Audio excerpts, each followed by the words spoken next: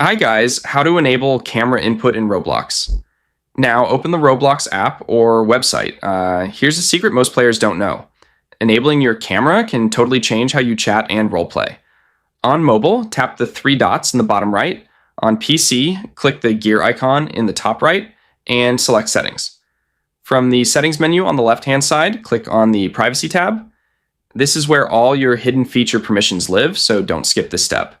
Scroll down and click on communication and keep watching because the next setting is easy to miss. Look for the option that says camera input and click on it. Click the toggle switch next to the camera option to turn it on. Rob, now that's it, super simple. But wait, and then there's one big catch most people forget. Here's the most important step.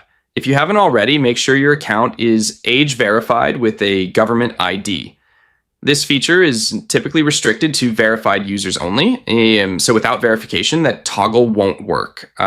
Get verified first, then come back here. Want me to show you how to age verify step by step?